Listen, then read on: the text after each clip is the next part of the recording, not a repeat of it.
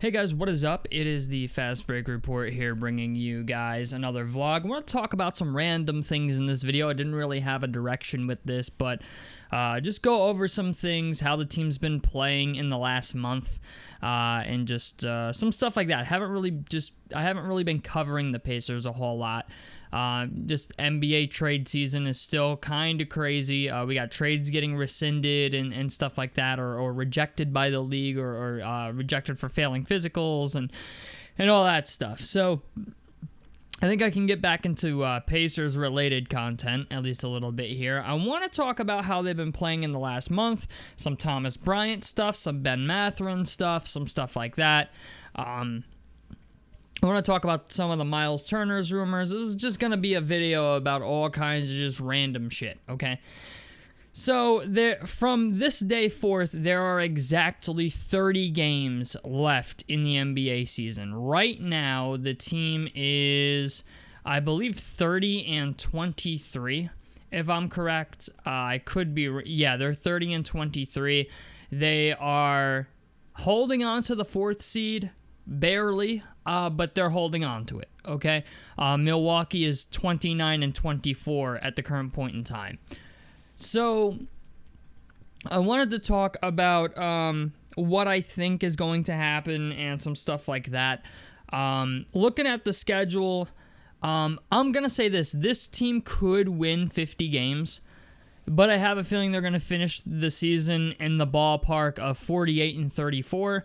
Over the last month, they are 9-5 in the win-loss column. February hasn't been a great month. They've been very, very rocky. Against the New York Knicks the other night, they allowed Josh Hart to score 30 and Karl Anthony Towns to put up 40. I get that Miles didn't play in that game, but it's just the idea. Some of these games are a lot closer than they probably should be. Just last night against the Washington Wizards, we went to overtime and won that game 134-130 against a team that is 9-44. Now, over just the past 3 games, okay? Over the past 3 games, we have given up over 120 points. We gave up 130 to the Wizards, 128 to the Knicks, 124 to the Lakers. At the start of the month against the Atlanta Hawks, who gave up 127. Granted, we won that game, but it's just the idea that there's a lot of just shitty defense recently. It's just been shitty defense. You could point to Miles Turner being out as part of that. Some of these games, I really don't even know how much that would have helped. But it's just the idea. The Pacers defensively, the last 3 games have not looked good, okay?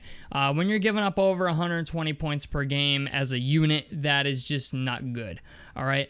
I will say this, though. In the time that Miles Turner has been out, okay, looking at Thomas Bryant's numbers, I'm going to be honest with you, man. When they give Thomas Bryant 20 minutes or more, the guy is in double-double territory, okay? Against the one of the games this year, he had 22-8 against Chicago with 27 minutes. Actually, against the Knicks, he put up 18-9. Against the Clippers in February, he had 12 points, 10 rebounds. He's also getting like 4 or 5 assists in these games. So Thomas Bryant is a solid center. I think he needs more time as a starter to really see what he's capable of. I know a couple people look at it, the few games he's played as a starter and have their opinions on that, but it's just the idea. He is a guy that I think with time, like we're seeing flashes of how good he could be. But the best game he's ever played was easily on January 8th against the Chicago Bulls, where he put up 22-8 and had 2 steals. He had a game score of 20.7, which is really, really good. He was plus 21 in that game. So Thomas Bryant's a guy I really like. He's a guy that I think will be back next year. I have a feeling this offseason they're going to sign him to a longer-term deal. He's only 27 years old. So I like Thomas Bryant. I think he's a guy that is going to be the long-term backup for this team. I know that sounds kind of crazy when you consider the whole Isaiah Jackson thing, but we did get rid of James Wiseman, so that means I would think that Thomas Bryant is going to be back. The other thing is Ben Mathurin. I want to talk about Ben Mathurin a little bit because Ben Mathurin last night has been on a tear, and this might be an unpopular opinion. And I know people are maybe not going to agree with it, and that's perfectly fine. I don't expect people to, because everybody has their own opinions on Bennedict Mathurin because he's such an anomaly type player. And what I mean by that is like that you have there's no denying that he's a good basketball player. You know what I'm saying? Like there's no denying that he's his future's bright. You know what I'm saying? It's just the idea there's a big debate on whether or not Ben Mathurin should come off the bench or start. And I'm just going to say this. Ben Mathurin coming off the bench and dropping 20-plus points in a lot of these games is a big reason why we win some of them. Obi Toppin had a very, very good night the other night, 31-10. I think that was last night, actually, against the Wizards. Obi Toppin was a guy I was kind of glad we didn't trade. I thought they were going to make a move at the trade deadline, but they didn't with how much Obi Toppin was brought up in trade talks. They definitely tried to trade him, but it's just the idea. I think they realized in the long run it was just better to keep the team the way it is, which is a smart move because even if you are going to do a sign and trade thing with Miles Turner in the offseason, because that is always on the table still, it's just the idea, if you can make a serious push in the playoffs, and I get that that's a big if, but if you can make a serious push in the playoffs to get back to the Eastern Conference Finals, there's not a lot of other places Miles Turner can go that he's going to get a better chance at winning. Like even the Bucks, the Bucks might be able to make it happen, but they'd have to move a lot of pieces and trade us, some stuff back to really make that happen. But I think Miles Turner is probably going to return at this point. If they didn't trade him, I would assume they have some type of verbal agreement that's like, hey, in the offseason, we're going to try to make something happen. I still think a trade is going to happen. Maybe not, it's obviously going to happen in the offseason, but I still think a trade is going to happen at some point. Because there's just too much talent on this fucking team. There needs to be some type of consolidation trade. I don't know what that trade looks like, but, there's a lot of guys on this roster that I think should maybe go someplace else to maybe get an upgrade, like a 2-for-1 type thing. So I don't know who those players are because I really like Obi Toppin. I like Aaron Nesmith. I like everybody on our team.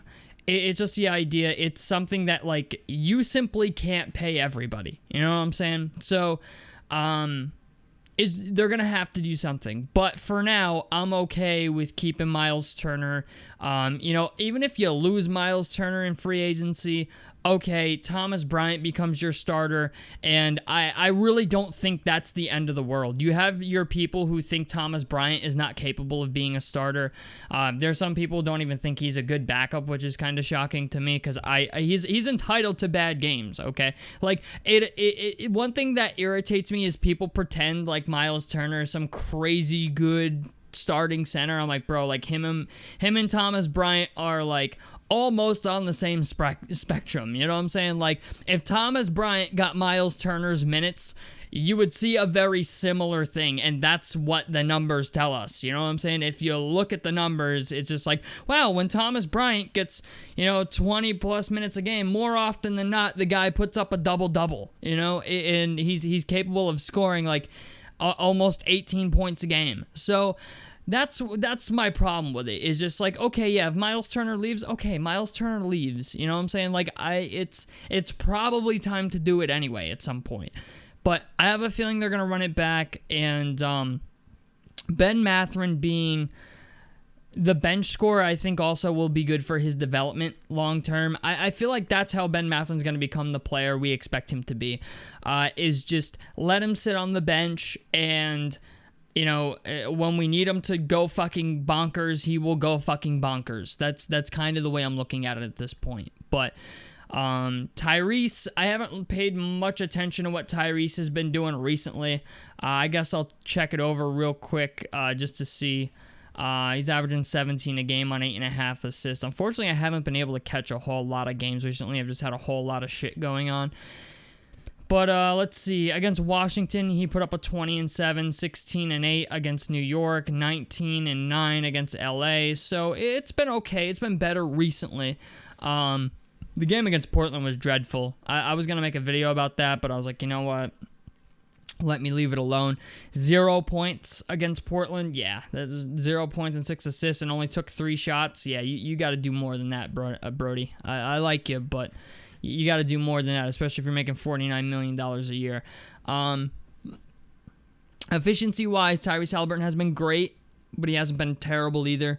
Tyrese Haliburton's been very middle of the road this year. I will say that. I'm not shocked that he's not an all-star.